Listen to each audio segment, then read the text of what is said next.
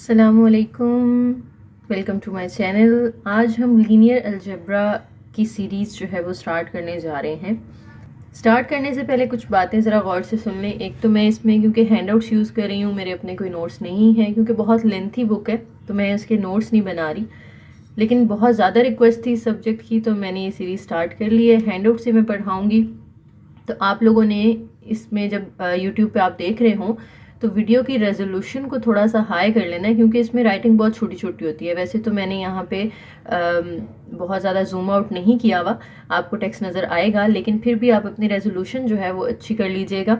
थोड़ा high resolution पे देखेंगे तो फिर आपको चीज़ें क्लियर नज़र आएंगी, ठीक है।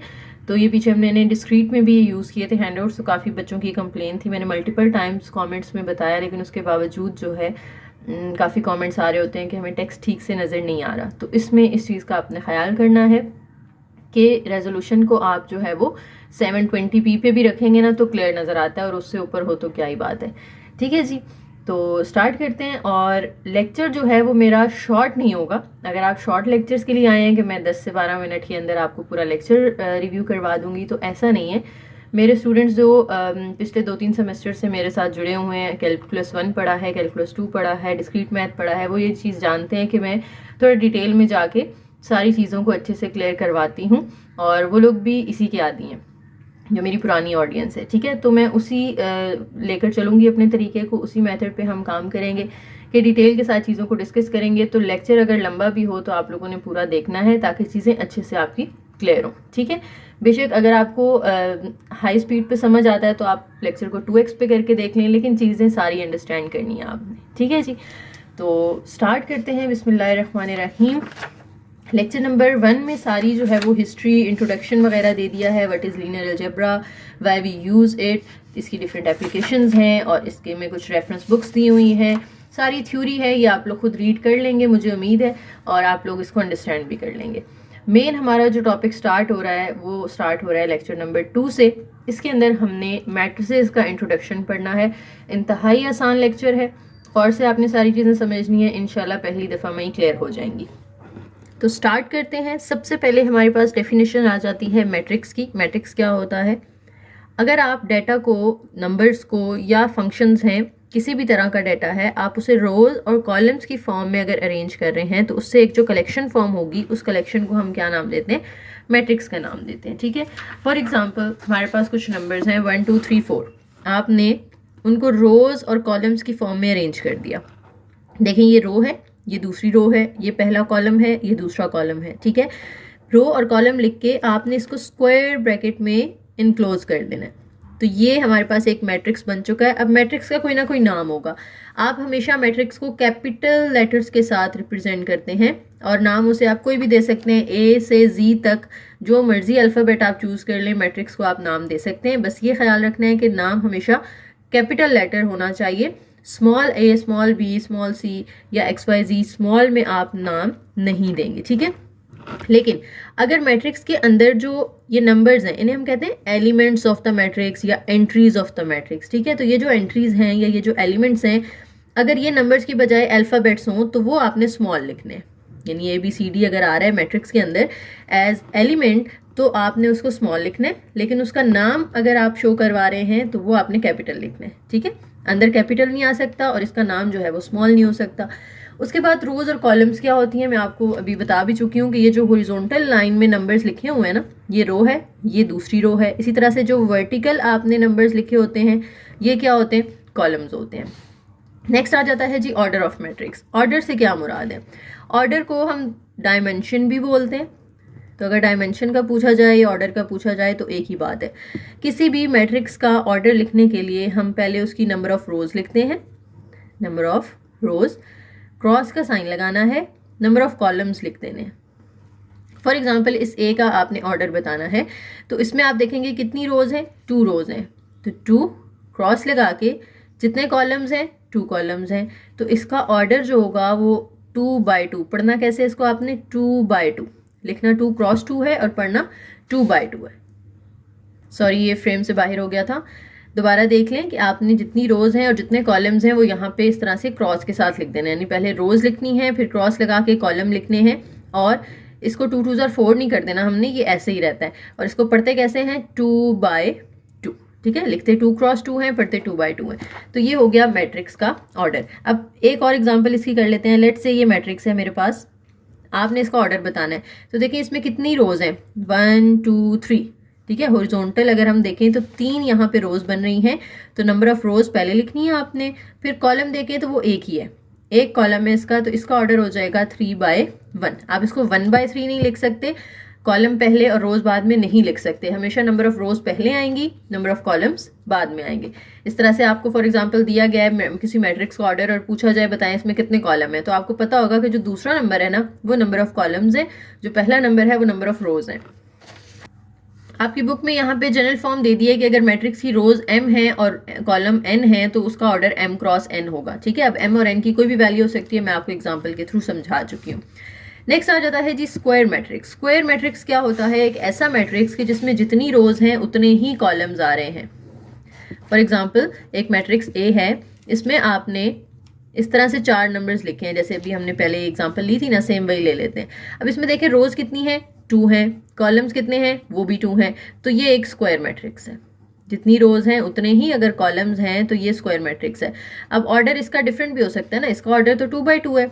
अगर फॉर एग्जांपल आप नंबर इस तरह लिख रहे हैं, क्या ये स्क्वायर मैट्रिक्स है, चेक करें इसमें रोज कितनी है, 2 रोज हैं, कॉलम्स कितने हैं, 3 है, तो ऑर्डर क्या हो गया इसका, 2/3 हो गया। तो ये स्क्वायर मैट्रिक्स तो नहीं होगा, ठीक है। तो अगर नंबर ऑफ रोज और नंबर ऑफ कॉलम्स इक्वल नहीं होते तो फिर जो मैट्रिक्स होता है ना उसको हम कहते हैं रेक्टेंगुलर मैट्रिक्स। ये दोनों में आपने फर्क याद रखना है। Square matrix is the matrix in which number of rows are equal to number of columns, and when number of rows are not equal to number of columns then the matrix is called rectangular matrix। दोनों की मैंने आपको definition भी समझा दी, उसके बाद हमने यहाँ पे इनकी एग्जांपल भी कर ली। नेक्स्ट आ जाता है जी इक्वालिटी ऑफ मैट्रिसेस, अगला टॉपिक। तो 2 मैट्रिक्स इक्वल कब होंगे, 2 कंडीशंस हैं इसके लिए। पहली कंडीशन तो ये है कि ऑर्डर शुड बी सेम, ठीक है, ऑर्डर सेम होना चाहिए दोनों का। अगर 2 मैट्रिक्स ए और बी आपस में इक्वल हैं तो ज़रूरी है कि एक तो उनका ऑर्डर सेम होगा, दूसरा उनकी करस्पॉन्डिंग एंट्रीज भी सेम होंगी। करस्पॉन्डिंग एंट्रीज या करस्पॉन्डिंग एलिमेंट्स आप कह दें, वो भी क्या होंगे, सेम होंगे। अगर ये 2 कंडीशंस सेटिस्फाई हो रही हैं तो फिर हम कहेंगे 2 मैट्रिक्स आर इक्वल। अब 2 मैट्रिक्स ले लेते हैं, लेट्स से एक ए है 1 2 3 4, एक मैट्रिक्स बी है 1 2 3 4। आर दे इक्वल, देखिए मैट्रिक्स दोनों का ऑर्डर सेम है, इसमें भी 1 2 3 4 आ रहा है, इसमें भी 1 2 3 4 आ रहा है, लेकिन हमने करस्पॉन्डिंग एलिमेंट्स देखने होते हैं ना। इधर पहली पोजीशन पे आ रहा है 1, इधर भी पहली पोजीशन पे 1 आ रहा है, इधर दूसरी पोजीशन पे 2 आ रहा है, इधर दूसरी पोजीशन पे 3 आ रहा है, ठीक है। तो corresponding elements are not equal, so A is not equal to B, ठीक है। तो ये नहीं कहना कि उधर भी 1 2 3 4 है, इधर भी 1 2 3 4 है, बस आगे पीछे तो कोई फर्क नहीं पड़ता, फर्क पड़ता है। Corresponding element should be same, then जो मैट्रिक्सेस होते हैं वो दोनों आपस में बराबर होते हैं, ठीक है। अगर मैं कहूँ कि एक मैट्रिक्स ए ये पीछे 1 2 3 4 दिया हुआ है, तो मैट्रिक्स बी जो है वो हमारे पास है 5 -4 2 3 और लेट्स से यहाँ पे 8 -4। अब मुझे बताएं ये ए और ये बी इक्वल हैं। अब 5 -4 करो तो क्या आता है, 1 आता है ना। तो दोनों की पहली पोजीशन पे 1 है, दूसरी पोजीशन पे 2 है, तीसरी पोजीशन पे 3 है, चौथी पोजीशन पे ये तो 4 लिखा हुआ है, ये 8 -4 है, तो 8 -4 भी क्या होता है, 4 होता है। सो ए एंड इसको सी कह देते हैं क्योंकि बी ऑलरेडी हम लिख चुके हैं। A and C are equal, क्योंकि इनके एक तो ऑर्डर सेम है, 2/2 है दोनों का, दूसरा इनकी corresponding entries are also same. Next जो टाइप आ रही है हमारे पास मैट्रिसेस की वो है कॉलम मैट्रिक्स। कॉलम मैट्रिक्स नाम से पता चल रहा है the matrix in which there is only 1 column, number of rows जितनी मर्जी हो कोई फर्क नहीं पड़ता। अगर नंबर ऑफ कॉलम्स 1 है तो फिर हम कहें the matrix is column matrix, ठीक है। अब देखिए फॉर एग्जांपल एक मैट्रिक्स है मेरे पास 1 2 3, एक मैट्रिक्स बी है जो सिर्फ 1 2 है, एक मैट्रिक्स सी है जिसमें 1 2 3 4 इस तरह से एंट्रीज आ रही हैं। अब देखिए इसमें कितनी रोज हैं, 3 रोज हैं लेकिन कॉलम 1 है, इसमें रोज 2 हैं लेकिन कॉलम 1 है, इसमें रोज हमारी 4 बन रही हैं लेकिन कॉलम 1 है। तो इन तीनों में एक एक कॉलम है, तो हम कहेंगे they all are column matrices, ठीक है। कि इनमें जो हम ऑर्डर लिखते हैं ना, इसका कॉलम मैट्रिक्स का ऑर्डर होता है n क्रॉस 1, कि नंबर ऑफ कॉलम जो हैं वो हमेशा 1 होंगे, नंबर ऑफ रोज जो हैं वो n का मतलब है यहाँ पे 1 2 3 4 कुछ भी आ सकता है, तो नंबर ऑफ रोज जितनी मर्जी हो, नंबर ऑफ कॉलम्स हमेशा कितने होंगे, 1 होंगे। तो ये कॉलम मैट्रिक्स का ऑर्डर होता है। उसके बाद इसी के साथ रो मैट्रिक्स को भी डिस्कस कर लेते हैं। रो मैट्रिक्स क्या होगा? एक ऐसा मैट्रिक्स कि जिसके अंदर ओनली 1 रो होगी, ठीक है।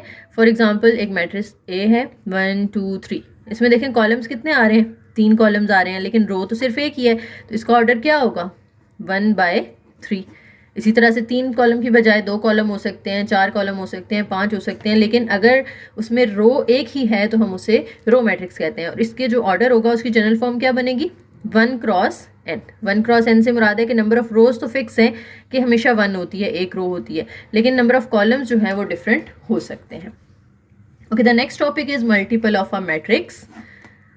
अभी ना इस चैप्टर में हम क्योंकि इंट्रोडक्शन कर रहे हैं तो बस छोटे छोटे टॉपिक्स सारे हम डेफिनेशन एग्जांपल के साथ कवर करेंगे, फिर डिटेल टॉपिक्स आगे जाके हमारे आएंगे। यहाँ से आप ये बेसिक कॉन्सेप्ट समझ लेंगे तो आगे फिर जहाँ जहाँ ये वर्ड्स यूज़ होंगे तो हमें बार बार इनकी डेफिनेशन करने की ज़रूरत नहीं पड़ेगी, क्योंकि ऑलरेडी आप सब इन सबको अंडरस्टैंड कर चुके होंगे, ठीक है।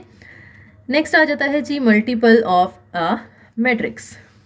कोई मैट्रिक्स है आपके पास ए और आप इसके साथ कोई कांस्टेंट मल्टीप्लाई कर देते हैं। कांस्टेंट यहाँ पे मैंने के लिखा है, नंबर्स में आप देखें तो वो कांस्टेंट 1 2 3 4 5 कुछ भी हो सकता है, ठीक है। तो अगर आप एक मैट्रिक्स के साथ एक नॉन जीरो कांस्टेंट, ख्याल रहे कि जो के है ना वो जीरो नहीं होना चाहिए, क्योंकि जीरो जब किसी मैट्रिक्स से मल्टीप्लाई होगा तो वो तो पूरा मैट्रिक्स को ही जीरो कर देगा ना, सारे एलिमेंट्स ही जीरो हो जाएंगे, ठीक है। तो हमने के को जीरो नहीं करना, जीरो के अलावा कुछ भी हो सकता है।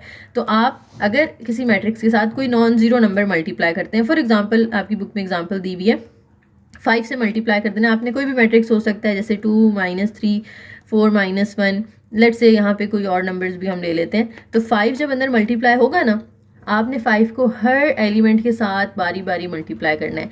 यानी 5 को 2 से मल्टीप्लाई करेंगे, 5 3s आर, फिर 5 0s are, 5 4s are, 5 1s are and 5 1s are, ठीक है। तो मल्टीपल ऑफ अ मैट्रिक्स क्या होता है कि आप किसी कांस्टेंट को किसी मैट्रिक्स से मल्टीप्लाई कर दें। अच्छा, अगर मैं के को ए से मल्टीप्लाई करूं या ए को के से मल्टीप्लाई करूं, the answer should be same, ठीक है। तो मल्टीपल आप पहले लिख लें, 5 पहले और मैट्रिक्स बाद में लिख लें, या मैट्रिक्स पहले लिख के वो नंबर बाद में लिख लें, कोई फर्क नहीं पड़ता आंसर पे, आंसर सेम ही आता है। उसके अलावा यहाँ एक और एग्जाम्पल दी हुई है, देखें e⁻t है और ये अंदर मल्टीप्लाई हो रहा है 1 -2 4 के साथ। ये जो e⁻t है ये भी क्या है? नॉन जीरो है ना, और अंदर हमारे पास मैट्रिक्स है 1 -2 4। अब ये e⁻t को आपने हर एलिमेंट के साथ बारी बारी मल्टीप्लाई कर देना है। e⁻t को 1 से मल्टीप्लाई करें, इसको -2 से मल्टीप्लाई कर दें, इसको 4 से मल्टीप्लाई कर दें, तो ये हमारा आंसर आ जाएगा, ठीक है। इसी तरीके से वो कह रहे हैं कि जैसे हमने पढ़ा ना के ए इज इक्वल टू ए के होता है, तो आप ये -3 को पहले रख के 2 5 ये मैट्रिक्स बाद में रख लें, या मैट्रिक्स पहले रख के e⁻³ बाद में रख लें। दोनों सूरतों में इसने अंदर हर एलिमेंट के साथ मल्टीप्लाई होके हमें आंसर सेम ही देना है, आंसर पे कोई फर्क नहीं पड़ता। Okay, the next is addition of matrices. 2 matrices are suitable for addition if their order is same. अगर ऑर्डर सेम है then you can add 2 matrices. अगर ऑर्डर सेम नहीं है, दोनों की डायमेंशन सेम नहीं है, then you can't multiply them. For example एक मैट्रिक्स ए है जिसमें हमारे पास 2 एलिमेंट्स हैं, एक मैट्रिक्स बी है जिसमें भी हमारे पास 2 एलिमेंट्स हैं। Are they comfortable for addition? हमें इनका ऑर्डर चेक करना पड़ेगा। इसका ऑर्डर है 1 रो है, 2 कॉलम्स हैं, तो 1/2 हो जाएगा। इसमें 2 रोज हैं और 1 कॉलम है, तो इसका ऑर्डर 2/1 हो जाएगा। ऑर्डर सेम तो नहीं आया, ये 1/2 है, ये 2/1 है, so A and B can't be added, ठीक है। तो एडिशन के लिए ज़रूरी है कि मैट्रिक्स का ऑर्डर सेम होना चाहिए। अब अगर A 1 2 था, एक और मैट्रिक्स है C जिसमें यहाँ पे 3 4 है, आपने A + C फाइंड करना है, यानी 2 मैट्रिसेस को ऐड करना है। तो आप कैसे ऐड करेंगे? आप इनके करस्पॉन्डिंग एलिमेंट्स ऐड होते हैं। करस्पॉन्डिंग एलिमेंट्स का मतलब है कि 1 जिस पोजीशन पे पड़ा हुआ है दूसरे मैट्रिक्स में, उसी पोजीशन पे जो नंबर होगा वो इस 1 में ऐड होगा, ठीक है। तो 1 + 3 और जो आंसर होगा इनका वो उसी सेम पोजीशन पे, यानी देखें ना ये फर्स्ट रो के फर्स्ट कॉलम में पड़े हुए हैं ना, तो इनका आंसर भी आपने इसी तरह से लिखना है, फर्स्ट रो में फर्स्ट पोजीशन पे। फिर 2 को आपने इसके करस्पॉन्डिंग एलिमेंट्स के साथ यानी 4 के साथ प्लस कर देना है और वो दूसरे नंबर पे लिख लेंगे, तो इसका आंसर हमारा क्या हो जाएगा? 4 और 6। जनरल फॉर्म भी देख लें, अगर ए के अंदर सारी एंट्री स्मॉल ए की फॉर्म में है, बी के अंदर सारी एंट्री स्मॉल बी की फॉर्म में है, तो आपने स्मॉल a वाले सारे एलिमेंट स्मॉल b में ऐड कर देने हैं। लेकिन i j क्यों लिखा हुआ है? i जो है वो उसकी नंबर ऑफ रो है, j उसका नंबर ऑफ कॉलम है। यानी जिस रो और कॉलम में ये a पड़ा हुआ है, बी वाले कॉलम में उसी रो और कॉलम वाला नंबर आपने इसमें ऐड करना है। ठीक है, जैसे मैंने यहाँ पे बताया ना कि 1 जो है वो फर्स्ट रो फर्स्ट कॉलम में पड़ा था, इधर से फर्स्ट रो फर्स्ट कॉलम में 3 था, तो आपने 1 और 3 को ऐड कर दिया। ठीक है, यहाँ एग्जांपल्स थोड़ी बड़ी बड़ी दी हुई हैं, मैं बिल्कुल शॉर्ट एग्जांपल्स देके आपको समझा रही हूँ। ये आप लोग खुद प्रैक्टिस कर सकते हैं, बहुत आसान है। कॉन्सेप्ट लेना है ना आपने, तो कॉन्सेप्ट में आपको छोटी छोटी एग्जाम्पल से दे रही हूँ, उसी कॉन्सेप्ट को फिर आप आगे बड़ी एग्जाम्पल्स पे अप्लाई कर सकते हैं। अब देखें, जैसे यहाँ पे 3x3 के 2 मैट्रिसेस हैं, आपने इनको ऐड करना है, तो 2 और 4 आपस में ऐड हो जाएंगे। पहला एलिमेंट -1 + 7 आपस में इस तरह से आपने ऐड कर देने हैं, तो वो 7 - 1 करके 6 आ जाएगा। फिर 3 के साथ ये -8 ऐड होगा, यानी 3 के साथ ऐड करें प्लस करें -8 को, तो वो प्लस माइनस माइनस होता है, तो 3 - 8 -5 आ जाएगा। इसी तरह से हर करस्पॉन्डिंग एलिमेंट को आपने इस तरह से ऐड करते जाना है और अपना आंसर लिखते जाना है।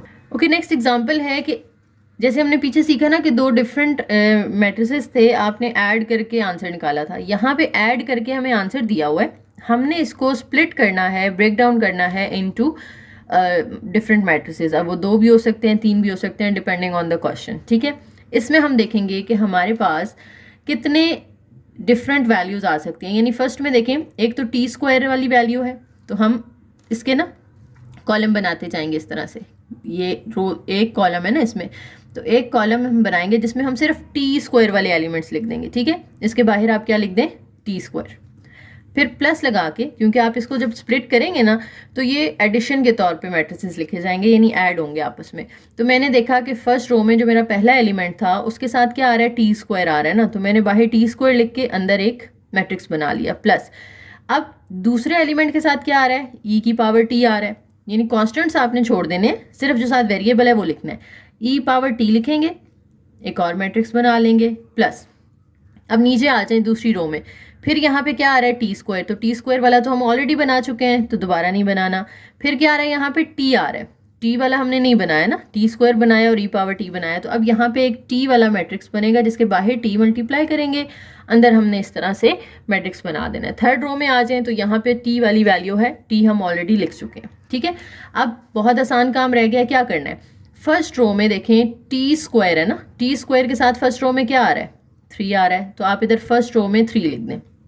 फिर t² के साथ सेकंड रो में क्या आ रहा है? यहाँ पे कुछ नहीं था, तो आपने कहना है कि यहाँ पे 1 था, तो आप इधर सेकंड रो में 1 लिख दें।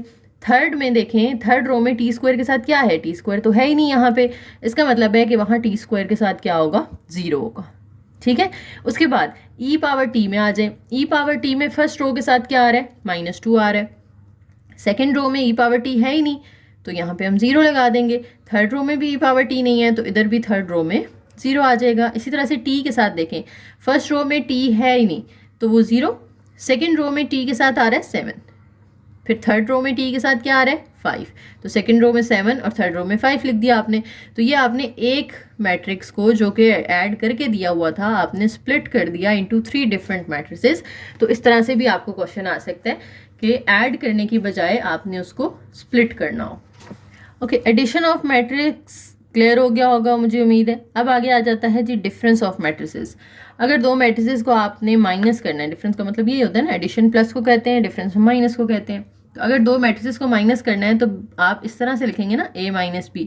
अब इसके पीछे क्या साइंस है कि असल में ये ऐड ही हो रहे होते हैं, यानी आप प्लस ही कर रहे होते हैं, लेकिन a के साथ प्लस हो रहा होता है -b, तो वो प्लस माइनस होके यहाँ पे -b आ जाता है। ठीक है, तो बेसिकली आप जब माइनस कर रहे हो तो हो वहाँ पे एडिशन ही रही है, लेकिन a की एडिशन हो रही है -b के साथ। तो अगर ये एडिशन होती है तो हम रूल्स एडिशन वाले फॉलो करेंगे। एडिशन का क्या रूल था कि ऑर्डर सेम होना चाहिए। इस तरह से डिफरेंस का भी फिर सेम रूल होगा कि दोनों मैट्रिसेस का ऑर्डर सेम होना चाहिए, तभी आप उन दोनों को माइनस कर सकते हैं। यही दोनों मैट्रिसेस ले लेते हैं, आपने माइनस करना है, a और c ले लेते हैं। ठीक है, a हमारे पास था यहाँ पे 1 2 और c था हमारे पास 3 4। आपने a में से c को फॉर एग्जांपल माइनस करना है, तो पहला एलिमेंट पहले में से माइनस होगा, यानी 1 - 3, फिर 2 में से 4 माइनस कर देना है। इस तरह से आपका आंसर आ जाएगा -2 -2।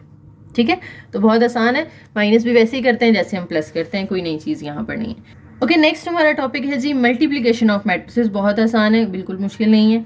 इसमें क्या करना होता है, आपने दो मैट्रिसेस को मल्टीप्लाई करना होता है, लेकिन मल्टीप्लाई करने का रूल थोड़ा सा डिफरेंट है। जैसे प्लस और माइनस में क्या पढ़ा था हमने, ऑर्डर सेम होगा तो आप ऐड भी कर देंगे और सब्ट्रैक्ट भी कर देंगे, लेकिन मल्टीप्लिकेशन के लिए कंडीशन डिफरेंट होती है, गौर से समझना है। देखिए, दो मैट्रिसेस तब मल्टीप्लाई हो सकते हैं अगर, यानी अगर आपने ए और बी को मल्टीप्लाई करना है ना, कंडीशन क्या है कि ए के number of columns of A should be equal to number of rows of B. ठीक है, पहले के कॉलम और दूसरे मैट्रिक्स की रोज देखनी है कितनी है। अगर दोनों की सेम है, यानी फॉर एग्जांपल पहले के 2 कॉलम थे तो दूसरे की रोज भी 2 होनी चाहिए, पहले के कॉलम 3 थे तो दूसरे की रोज भी 3 होनी चाहिए, then you can multiply both of them, वरना आप उनको मल्टीप्लाई नहीं कर सकते। ठीक है, आसान अल्फाज में बताऊं तो ए का ऑर्डर देख लेना आपने, फॉर एग्जाम्पल ए का ऑर्डर m क्रॉस n है, जनरल बात कर रही हूँ। बी का ऑर्डर n क्रॉस p है। ठीक है, तो देखें ये इसके कॉलम है ना, ये रोज होती हैं पहले, फिर कॉलम होते हैं, फिर ये रोज होती हैं, ये कॉलम होते हैं, तो ये दरमियान वाली चीज़ सेम होनी चाहिए, यानी पहले के कॉलम और दूसरे की रोज सेम होनी चाहिए। देन आप ए और बी को मल्टीप्लाई कर देंगे, और ए बी को मल्टीप्लाई करके जो आंसर आएगा ना, गैस उसका ऑर्डर क्या होगा, उसका ऑर्डर होगा ये बाहर वाली चीज़, यानी m क्रॉस p। ये MCQ में आ सकता है इस तरह से कि दो मैट्रिसेस हैं, लेट से ए का जो ऑर्डर है ना, order of A that is 2/3 and order of B is 3/2। मुझे बताएं कि ऐड हो सकते हैं या नहीं हो सकते, तो आपने रफ में इनका ऑर्डर इस तरह से लिख लेना है, पहले का ऑर्डर लिखें, साथ ही दूसरे का ऑर्डर लिख लें, दरमियान वाली चीज़ सेम आ रही है, यानी पहले की नंबर ऑफ कॉलम्स और दूसरे की नंबर ऑफ रोज सेम आ रही हैं, ये दोनों सेम आ रही हैं, तो we can multiply A and B. अब वो कहते हैं कि जब मल्टीप्लाई कर सकते हैं, इफ यस देन आप ए बी का जो आंसर आएगा ना उसका ऑर्डर बताएं, यानी आप ए बी, हमें ना ए दिया हुआ है ना बी दिया हुआ है, सिर्फ उनके ऑर्डर दिए हैं। इसी तरह से ए बी हम फाइंड नहीं कर रहे यहाँ पे, हमें सिर्फ ए बी का ऑर्डर बताना है कि क्या होगा। तो आपने देखना है कि इसकी बाहर वाली चीज़ और इसकी बाहर वाली चीज़ जो रह गई है इस बॉक्स से, यानी आपने बॉक्स बना लिया ना यहाँ पे, जो चीज़ सेम थी, अब बाहर इसका 2 है, इसका भी क्या है 2 है, तो ए बी का जो आंसर होगा वो 2/2 मैट्रिक्स होगा। ठीक है, जरूरी नहीं है कि वो सेम हो, जैसे एक मैट्रिक्स 2/3 है, दूसरा 3/1 का था, अभी भी देखो दरमियान में 3 आ रहा है ना, सेम है, मल्टीप्लाई तो आप कर सकते हो, लेकिन जो इसका आंसर होगा वो क्या होगा, वो 2/1 ऑर्डर का होगा, क्योंकि इसके बाहर 2 है, इसके बाहर 1 है। ठीक है, तो इस तरह से आप आंसर का ऑर्डर भी पता चला सकते हैं। अब सीखते हैं हम कि मल्टीप्लाई करते कैसे हैं। ये तो हमने कहा ना कि मल्टीप्लाई करने के लिए क्या ज़रूरी है, ज़रूरी नहीं है कि दोनों का ऑर्डर सेम हो, जैसे इसमें ऑर्डर 2/3 था, इसका ऑर्डर 3/2 था, सेम तो नहीं था, इसका ऑर्डर 2/3 है, इसका 3/1 है, सेम तो नहीं है, लेकिन फिर भी आप उनको मल्टीप्लाई कर सकते हैं। ठीक है, उसके लिए क्या कंडीशन है कि पहले की कॉलम दूसरे की रोज सेम होनी चाहिए। ये बात तो समझ में आ गई। अब हम मल्टीप्लाई करके भी देख लेते हैं। देखिए जी, ए है 4735 और बी है 9 - 2 6 8। आपने ए बी फाइंड करना है, तो हम पहले ए लिखेंगे, फिर साथ ही बी लिख देंगे। अब इन दोनों के दरमियान में कोई साइन नहीं है, तो इसका मतलब है ये मल्टीप्लाई हो रहे हैं। मल्टीप्लाई कैसे करना है, एक और से देखें, आपने इधर से फर्स्ट रो को फर्स्ट कॉलम के साथ मल्टीप्लाई कर देना है। ठीक है, फर्स्ट रो को फर्स्ट कॉलम के साथ। अब फर्स्ट रो में भी 2 एलिमेंट हैं, फर्स्ट कॉलम में भी 2 एलिमेंट हैं, तो फर्स्ट रो का पहला एलिमेंट इधर से पहले एलिमेंट के साथ और इसका दूसरा एलिमेंट इस कॉलम के दूसरे एलिमेंट के साथ मल्टीप्लाई हो जाएगा, और दरमियान में आपने प्लस लगाना है, यानी 4 को 9 से मल्टीप्लाई करें तो 4 9 जार क्या होता है 36 होता है, दरमियान में आप हमेशा प्लस लगाएंगे, फिर दूसरे दोनों को मल्टीप्लाई कर लें, 7 को 6 से, 7 6 आर 42। जब आपने फर्स्ट रो को फर्स्ट कॉलम से मल्टीप्लाई कर लिया है, अब आपने फर्स्ट रो को ही सेकेंड कॉलम से मल्टीप्लाई करना है। फर्स्ट रो को फर्स्ट कॉलम से किया, अब फर्स्ट रो को ही आपने सेकेंड कॉलम से मल्टीप्लाई कर देना है। तो देखो 4 पहले नंबर से होगा, 7 इस कॉलम के दूसरे नंबर से मल्टीप्लाई होगा, 4 2 आर -8, दरमियान में हमेशा प्लस लगाते हैं, 7 8 आर 56। ठीक है, देखें हमने फर्स्ट रो को फर्स्ट कॉलम से किया ना, तो जो आंसर आया वो भी फर्स्ट रो के फर्स्ट कॉलम में लिखा। इसी तरह से फर्स्ट रो के सेकंड कॉलम को जब मल्टीप्लाई किया तो अभी भी हमने अपना आंसर फर्स्ट रो में ही आगे सेकंड कॉलम बना लिया था। अब फर्स्ट रो को तो आप बारी बारी दोनों कॉलम से मल्टीप्लाई कर चुके हैं, अब किसकी बारी है, अब सेकंड रो की बारी है। तो अब जो हमारे आंसर्स होंगे वो भी हमने नीचे सेकंड रो में लिखने, आगे नहीं चलते जाना कि फर्स्ट रो में ही आगे लिखते जाओ, नहीं। जब फर्स्ट रो का काम खत्म हो गया, अब मल्टीप्लाई करने जा रहे हैं हम सेकेंड रो को। तो सेकेंड रो है 3 5, इसको मल्टीप्लाई करना है आपने पहले फर्स्ट कॉलम से, तो हमारा आंसर भी सेकेंड रो के फर्स्ट कॉलम में आएगा। पहला एलिमेंट पहले से, दूसरा दूसरे से। 3 9s आर 27 प्लस 5 6 आर 30। सेकेंड रो को फर्स्ट कॉलम से कर लिया। अब सेकेंड रो को ही सेकेंड कॉलम से मल्टीप्लाई करेंगे, पहला एलिमेंट पहले के साथ। 3 2s आर 6, दरमियान में आएगा प्लस, 5 8s आर 40। ठीक है, अगर लेट्स से इधर 40 का अपना माइनस होता तो हम ब्रैकेट लगा के माइनस लगा देते, लेकिन दरमियान में प्लस ही आता है। अब इसको बस सिंप्लीफाई कर लेना है, दोनों को ऐड कर दें। 6 + 2 8, 4 + 3 7, इनको भी ऐड कर दें 57। इसमें से आप 8 माइनस कर दें तो 48 आ जाएगा। 40 में से 6 माइनस कर दें तो 34। ये आपने ए बी फाइंड कर लिया। ठीक है, उम्मीद है ये आपको मल्टीप्लिकेशन समझ में आ गई होगी। मज़ीद एक आधी एग्जांपल इसकी कर लेते हैं ताकि ये मज़ीद क्लियर हो जाए, उसके बाद मूव करते हैं हम अगले टॉपिक पे। अच्छा, एक चीज़ आप लोगों ने याद रखनी है कि मैट्रिसेस में A B is not always equal to B A. जैसे अभी पिछली एग्जांपल में मैंने ए बी फाइंड किया है ना, तो ए बी का आंसर हमारा ये आया है 78 48 57 34, हमने भी अभी निकाला था। अब अगर आप बी ए निकालो, बी ए का मतलब है कि जो बी है ना 9 - 2 6 8 वाला, वो मैट्रिक्स पहले लिख लो, 4 7 3 5 को बाद में लिखो। सेम पैटर्न पे मल्टीप्लाई करना है जैसे हमने अभी सीखा है। फर्स्ट रो को फर्स्ट कॉलम से, फिर फर्स्ट रो को ही सेकंड कॉलम से, फिर सेकंड रो को फर्स्ट कॉलम से, सेकंड रो को ही सेकंड कॉलम से। तो देखें आंसर डिफरेंट आ रहा है इससे। ठीक है, तो हमेशा ये नहीं होता कि हमेशा ही डिफरेंट होगा, लेकिन हमेशा सेम भी नहीं होता। कुछ सिचुएशंस में हो सकता है कि वो सेम आ भी जाए, लेकिन बहुत कम ऐसा होता है। ज़्यादातर क्या होता है कि दो मैट्रिसेस को अगर आप ऑर्डर चेंज करके मल्टीप्लाई करते हो ना, यानी पहले ए बी किया था बी ए कर दो, तो आपका आंसर सेम नहीं आता। ठीक है, एक और एग्जाम्पल कर लेते हैं मल्टीप्लिकेशन की ताकि मज़ीद क्लियर हो जाए। ए बी फाइंड करना है आपने। ए दिया हुआ है हमें 5 8 1 0 2 7 और बी दिया हुआ है -4 -3 2 0। यहाँ तो ऑर्डर डिफरेंट है दोनों का, पिछले में तो ऑर्डर सेम था तो पता चल रहा था कि हाँ जी वो मल्टीप्लाई हो सकते हैं। यहाँ ऑर्डर डिफरेंट है, तो पहले देख लेते हैं कि क्या ये मल्टीप्लाई हो भी सकते हैं या नहीं। Are they comfortable for multiplication? तो हम देखेंगे पहले का ऑर्डर क्या है, 3 रोज है, 2 कॉलम्स हैं, तो 3/2 है। इसका ऑर्डर क्या है, 2/2 है, तो ये दरमियान वाली चीज़ सेम आ रही है। It means they can be multiplied. ठीक है, और इसका जो आंसर आएगा ना उसका ऑर्डर देखो क्या आएगा, 3/2 आएगा। हम अभी आंसर निकाल के चेक भी कर लेते हैं। ए बी को मल्टीप्लाई करना है, कैसे करना है, सेम पैटर्न पे जैसे हमने पीछे किया था। फर्स्ट रो को फर्स्ट कॉलम से मल्टीप्लाई करें। फर्स्ट रो को फर्स्ट कॉलम से करते हुए 5 जाएगा 4 के साथ और 8 जाएगा 2 के साथ, यानी इसका पहला एलिमेंट कॉलम के पहले एलिमेंट से मल्टीप्लाई होगा, इसका दूसरा एलिमेंट कॉलम के दूसरे एलिमेंट से मल्टीप्लाई होगा। 5 4s आर -20, 8 2s आर 16, दरमियान में प्लस लगाना है। ठीक है, 2 है ना, तो ये 2 वैल्यूज आ गई। अब फर्स्ट रो को हमने फर्स्ट कॉलम से तो कर लिया, अब फर्स्ट रो को किससे मल्टीप्लाई करना है, सेकंड कॉलम से। तो आंसर भी फर्स्ट रो में थोड़ा सा गैप देके आगे आपने सेकंड कॉलम में लिख लेना है। 5 -3 से मल्टीप्लाई होगा प्लस 8 0 से मल्टीप्लाई होगा। फर्स्ट रो को जितने कॉलम थे सबके साथ कर लिया, अब हमने मल्टीप्लाई करना है सेकंड रो को। तो जब सेकंड रो को मल्टीप्लाई करना है, हमारे आंसर्स भी अब सेकंड रो में आएंगे। 1 को -4 से मल्टीप्लाई करेंगे, 0 को 2 से मल्टीप्लाई करेंगे। अब फर्स्ट रो को सेकंड कॉलम से कर लें, 1 3s आर 0 0s आर। अब बारी आ जाती है थर्ड रो की। थर्ड रो को भी बारी बारी दोनों कॉलम्स के साथ मल्टीप्लाई करना है, तो आंसर भी हमने थर्ड रो में लिखने हैं। थर्ड रो को फर्स्ट कॉलम से करें, 2 4s are -8 7 2s are 14, 2 3s are -6 7 0 0।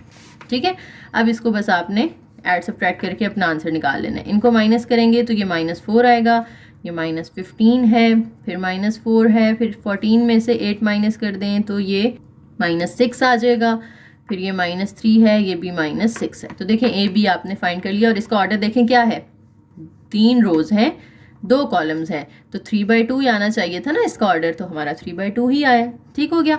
अब उन्होंने कहा था कि ए बी के बाद आपने बी ए बी निकालना है, तो बी ए निकालने के लिए पहले बी लिखेंगे, -4 2 -3 0, फिर हम ए लिखेंगे। ए है 5 8 1 0 2 7। अब देखो बी का ऑर्डर क्या है, 2/2 है, ए का ऑर्डर क्या है, 3/2 है। क्या ये दरमियान वाली चीज़ सेम आ रही है, नहीं आ रही, तो हम लिख देंगे एज नंबर ऑफ कॉलम्स, पहले के नंबर ऑफ कॉलम्स देखने होते हैं ना, तो number of columns of B are not equal to number of rows of A. दूसरे की रोज देखनी होती हैं, पहले के कॉलम। तो अगर ये इक्वल नहीं है so BA is not possible, या आप लिख दें कि their multiplication is not possible. ठीक है। अच्छा, ऐसा भी हो सकता है कि एक मैट्रिक्स में नंबर्स दिए हुए और दूसरे मैट्रिक्स में वेरिएबल्स दिए हुए और दरमियान में देखें कुछ नहीं है ना, कहते हैं सॉल्व करें इसको। जब इन दोनों के दरमियान में कुछ नहीं है तो इसका मतलब ये मल्टीप्लाई हो रहे हैं। अब मल्टीप्लाई करते हुए हम क्या करते हैं, फर्स्ट रो को पहले फर्स्ट कॉलम से मल्टीप्लाई करते हैं, क्योंकि ऑर्डर देख लें 2/2 है, उसका 2/1 है, तो दरमियान वाली चीज़ सेम है, सो मल्टीप्लाई कर सकते हैं हम। तो मल्टीप्लाई करने के लिए अब फर्स्ट रो को फर्स्ट कॉलम से मल्टीप्लाई किया, पहला एलिमेंट पहले से मल्टीप्लाई होगा 4x के साथ, दरमियान में लगेगा प्लस, दूसरा एलिमेंट दूसरे के साथ यानी 2y के साथ। फर्स्ट रो को फर्स्ट कॉलम से कर लिया, वो हमने आंसर लिख लिया। अब आगे कोई सेकंड कॉलम तो है नहीं कि हम फर्स्ट रो को सेकंड कॉलम से भी करते, तो अब सेकंड रो की बारी आ जाएगी। सेकंड रो की बारी आई है तो वो 3x के साथ मल्टीप्लाई होगा 8y के साथ। तो सेकंड रो में आंसर भी हमने अब सेकंड रो में ही लिखना है, 3x + 8y। फर्स्ट रो में नहीं आगे लिख देना, क्योंकि हम सेकंड रो को मल्टीप्लाई कर रहे हैं। So the answer should be in the second row, तो ये हमारा आंसर आ जाएगा। ठीक है। तो वेरिएबल्स के साथ भी आपको इस तरह से मल्टीप्लिकेशन के लिए क्वेश्चन दिया जा सकता है। नेक्स्ट जो टाइप है मैट्रिक्स की वो है जी मल्टीप्लिकेटिव आइडेंटिटी। जैसे नंबर सिस्टम के अंदर आपके पास 1 होता है ना, कि 1 को किसी भी नंबर से मल्टीप्लाई करो, आंसर पे कोई फ़र्क नहीं पड़ता, उस नंबर पे कोई फ़र्क नहीं पड़ता। आप 4 को 1 से मल्टीप्लाई करो तो 4 आ जाएगा, 10 को 1 से मल्टीप्लाई करो तो 10 आ जाएगा, 100 को 1 से मल्टीप्लाई करो तो 100 आ जाएगा। यानी नंबर में कोई फ़र्क ही नहीं पड़ रहा अगर आप उसको 1 से मल्टीप्लाई करते हो। तो 1 को हम कहते हैं मल्टीप्लिकेटिव आइडेंटिटी ऑफ नंबर्स। ठीक है। इसी तरह से मैट्रिसेस में भी एक मैट्रिक्स होता है जिसको आप जिस मैट्रिक्स से मर्जी मल्टीप्लाई कर दो, उस मैट्रिक्स पे कोई फर्क ही नहीं पड़ता, उसे हम कहते हैं मल्टीप्लिकेटिव आइडेंटिटी ऑफ मैट्रिसेस। और उस मैट्रिक्स का नाम क्या है, उस मैट्रिक्स का नाम है आइडेंटिटी मैट्रिक्स। वो मैट्रिक्स जिसको जिससे मर्जी मल्टीप्लाई करो उस मैट्रिक्स पे कोई फर्क नहीं पड़ेगा, उसे हम कहते हैं आइडेंटिटी मैट्रिक्स, और उसको आई के साथ रिप्रेजेंट किया जाता है। वैसे तो हम मैट्रिक्स को ABC कुछ भी नाम दे सकते हैं, लेकिन आइडेंटिटी मैट्रिक्स को हमेशा आई से ही लिखा जाता है, इसको आप ABC वगैरह नाम नहीं देते होते। ठीक है। अब देखो आई को लिखते कैसे हैं। पहली बात तो ये एक स्क्वायर मैट्रिक्स होता है, हमेशा रेक्टेंगुलर नहीं होगा। ठीक है। स्क्वायर मैट्रिक्स का मतलब है कि इसमें जितनी रोज होंगी उतने ही कॉलम्स होंगे। फॉर एग्जांपल इसमें ये देखें 2 रोज हैं, 2 ही कॉलम्स होंगे, या फिर 3 रोज हो सकती हैं और 3 कॉलम्स हो सकते हैं। ये 2/2 का आइडेंटिटी मैट्रिक्स है, ये 3/3 का आइडेंटिटी मैट्रिक्स है। अब इसकी निशानदेही कैसे करनी है आपने कि कोई मैट्रिक्स आइडेंटिटी मैट्रिक्स है, वो ये इस तरह की जाती है कि जो डायगोनल एलिमेंट्स हैं ना वो 1 होते हैं, ये मेन डायगोनल होता है, ये 1 है। इनके अलावा जितने भी एलिमेंट्स हों वो 0 होते हैं। इसमें देख लें डायगोनल एलिमेंट्स 1 है, बाकी दोनों क्या है 0 है। तो ये 2/2 का आइडेंटिटी मैट्रिक्स है, इसको हम कहते हैं I2। इसी तरह से ये भी आइडेंटिटी मैट्रिक्स है, क्यों? क्योंकि इसमें भी डायगोनल एलिमेंट्स सारे 1 हैं और इनके अलावा जितने भी हैं वो सबके सब 0 हैं। तो इसको हम कहेंगे आइडेंटिटी मैट्रिक्स ऑफ ऑर्डर 3, इसको हम I3 से रिप्रेजेंट करते हैं। ठीक है। इस तरह से 4/4 का भी हो सकता है, 5/5 का भी हो सकता है, जितना मर्जी आप बढ़ा लें ऑर्डर। बस कंडीशन क्या है कि diagonal element should B 1 and उनके अलावा जो एलिमेंट्स हों दे ऑल शुड बी 0। एक भी नॉन 0 नहीं आना चाहिए उसमें। फॉर एग्जांपल यहाँ 0 की जगह 6 आ जाता, हालांकि बाकी सारे 0 हैं, ये 1 है, लेकिन यहाँ 6 आ गया तो फिर वो आइडेंटिटी नहीं होता। आइडेंटिटी के लिए कंडीशन है कि सबके सब डायगोनल के अलावा क्या होने चाहिए, 0 होने चाहिए, और डायगोनल जो है वो सारे के सारे 1 होने चाहिए। ठीक है। अब आप ये रिजल्ट चेक कर सकते हो, जैसे मैंने कहा था ना कि आप आई को किसी भी मैट्रिक्स के साथ मल्टीप्लाई कर लें। फॉर एग्जांपल आप आई 1 0 0 1 है, इसको आप किसी मैट्रिक्स के साथ मल्टीप्लाई करते हो 9 - 2 6 8। तो मल्टीप्लाई करना मैंने अभी सिखाया आपको, पीछे हमने 2-3 एग्जांपल्स भी कर लिए हैं कि फर्स्ट रो को फर्स्ट कॉलम से, फर्स्ट रो को सेकंड कॉलम से मल्टीप्लाई करना है, फिर सेकंड रो को बारी बारी दोनों कॉलम से मल्टीप्लाई करना है।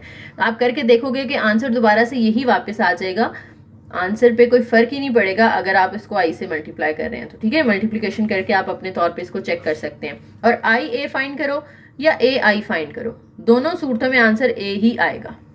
ठीक है। यानी इसमें अगर आप ऑर्डर चेंज कर देते हो ना, वैसे तो हमने पीछे पढ़ा था कि ए बी और बी ए इक्वल नहीं होता, मल्टीप्लिकेशन में ऑर्डर चेंज करो तो आंसर सेम नहीं आता, लेकिन आइडेंटिटी मैट्रिक्स में सेम ही आता है। आप आई पहले रख लो और ए बाद में, या ए पहले रख लो और आई बाद में, आंसर आपको ए ही मिलेगा। आई जो है उस ए पे कोई फर्क नहीं डालता।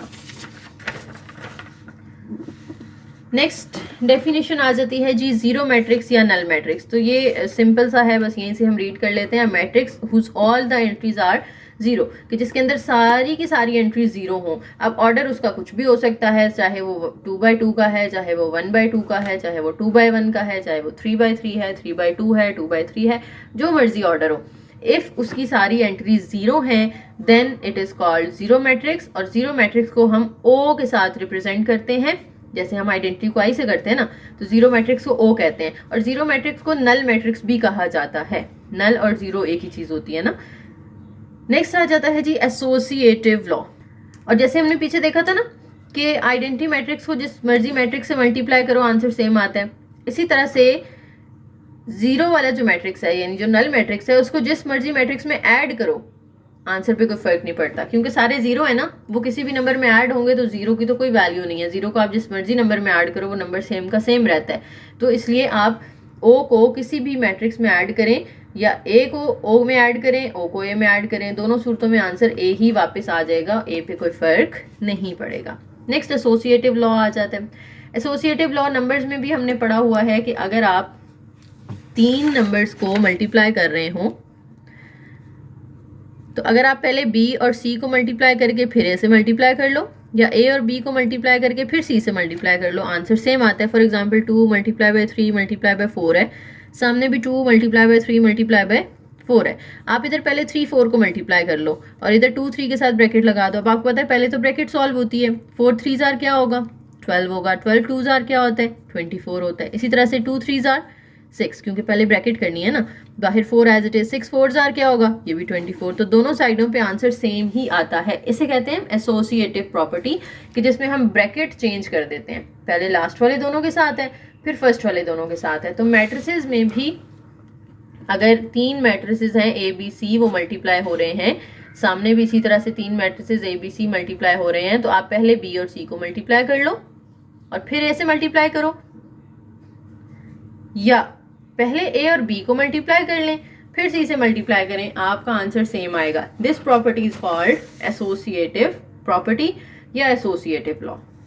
अब इसमें एक चीज समझने वाली है, देखो फॉर एग्जांपल ए का ऑर्डर है m क्रॉस p, p का ऑर्डर है p क्रॉस r, c का ऑर्डर है r क्रॉस n। तो मल्टीप्लाई हो सकते हैं आपस में, क्योंकि देखो इनकी भी ये दरमियान वाली चीज सेम आ रही है, इन दोनों की भी ये दरमियान वाली चीज़ सेम आ रही है, तो इनको हम ए को बी से और आगे इनको फिर सी से मल्टीप्लाई कर सकते हैं। इसका जो आंसर आएगा वो क्या आएगा, आप लोग कमेंट सेक्शन में बताएंगे कि इस पॉइंट पे जो इन तीनों के प्रोडक्ट का फाइनल आंसर होगा ना, तीनों को मल्टीप्लाई करके जो आंसर आएगा उसका ऑर्डर क्या होगा। ये मैं आपको पीछे समझा चुकी हूँ, इसको देखते हुए आपने बताना है। डिस्ट्रीब्यूटिव लॉ आ जाता है। डिस्ट्रीब्यूटिव लॉ के अंदर क्या है कि आप 2 मैट्रिसेस पहले ऐड कर रहे हैं बी प्लस सी, और बाहर एक मैट्रिक्स ए मल्टीप्लाई हो रहा है, ठीक है।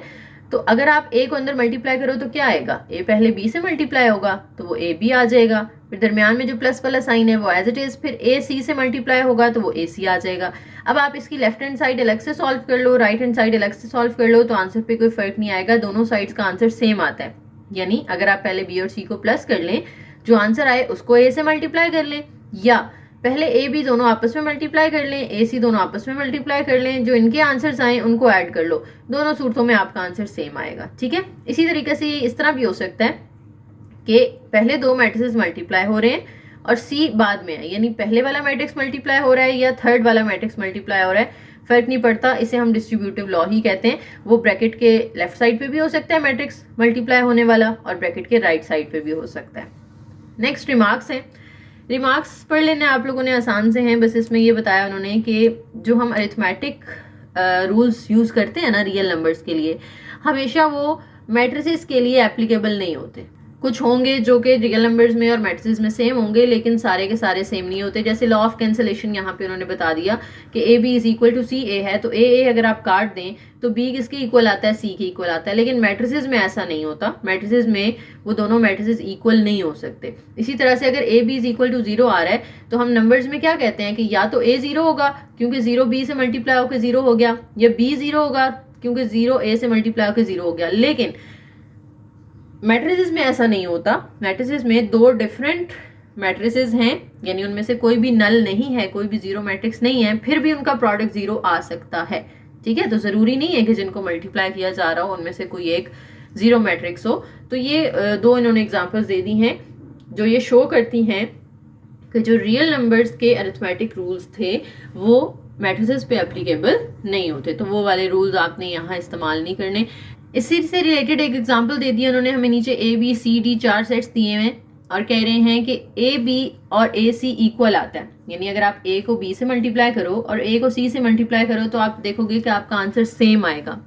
लेकिन वही कैंसिलेशन प्रॉपर्टी जो मैंने ऊपर बताई थी ना कि अगर आप ए से काट दें तो पीछे क्या रहना चाहिए, बी और सी। नंबर्स में ऐसे ही होता है ना, जैसे आप x मल्टीप्लाई बाय 3 कर रहे हो और सामने 3 मल्टीप्लाई बाय x कर रहे हो फॉर एग्जांपल, या इधर y कर लें, तो अब ये 3 से हम कैंसिल कर देते हैं। क्यों कैंसिल कर देते थे कि 3 इधर मल्टीप्लाई हो रहा है, उधर जाके डिवाइड होगा तो कट जाएगा 3 से, तो x किसकी इक्वल आ जाएगा, y की इक्वल आ जाएगा। नंबर्स में हम ऐसा कर सकते हैं, लेकिन मैट्रिसेस में ऐसा नहीं होता। मैट्रिसेस में आप देखो उन्होंने किया कि ए बी फाइंड किया, ए सी फाइंड किया, दोनों सूरतों में आंसर आ गया सेम। अब वो कह रहे हैं कि अगर हम नंबर्स में देखते तो हम ए काट देते और बी सी की इक्वल आ जाता, लेकिन ऐसा नहीं है। यहाँ पे अगर आप देखो कि इधर से ए काटें तो क्या बी और सी सेम आ रहे हैं, बी के एलिमेंट्स तो कुछ और हैं, सी के एलिमेंट्स तो कुछ और हैं, यानी ये दोनों इक्वल तो नहीं है। लेकिन जब बी को ए से मल्टीप्लाई किया और सी को ए से मल्टीप्लाई किया तो इनका प्रोडक्ट तो इक्वल आ गया, ठीक है। तो यहाँ पे ये प्रूफ मिल रहा है हमें कि जो हम नंबर्स में लॉ ऑफ कैंसिलेशन पढ़ते थे वो यहाँ पे एप्लीकेबल नहीं है। इसके अलावा और भी बहुत सारी प्रॉपर्टीज हैं, बस उन्होंने एक यहाँ पे एग्जांपल दे के हमें दिखा दी है। उसके बाद दूसरी जो है वो उसकी भी एग्जांपल दे दी उन्होंने कि अगर 2 को मल्टीप्लाई करके 0 आ रहा हो तो जरूरी नहीं है कि इन दोनों मैट्रिसेस में से कोई एक 0 हो। जैसे इधर वो कह रहे हैं कि ए और डी को आपस में मल्टीप्लाई करो, मल्टीप्लाई करना सीखा है ना हमने, आप चेक कर सकते हैं दोनों को मल्टीप्लाई करके 0 0 0 0 आ रहा है, तो ये तो नल मैट्रिक्स आ गया।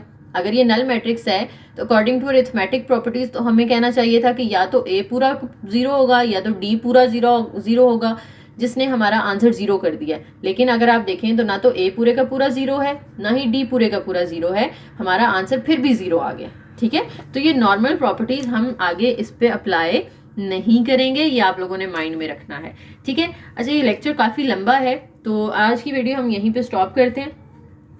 50% टॉपिक्स हमारे हो गए हैं, बाकी जो रह गए हैं वो इंशाल्लाह इसके सेकंड पार्ट में मैं कवर करूंगी। यहाँ तक आपको कोई क्वेश्चन है, कोई परेशानी है, कोई चीज़ समझ में नहीं आई तो आप लोग कमेंट सेक्शन में पूछ सकते हैं, इंशाल्लाह मैं रिस्पॉन्स करूंगी। वीडियो पसंद आई हो तो लाइक ज़रूर करना है, वीडियो को शेयर करना है, चैनल को सब्सक्राइब करना है और एक प्यारा सा कमेंट करके जाना है।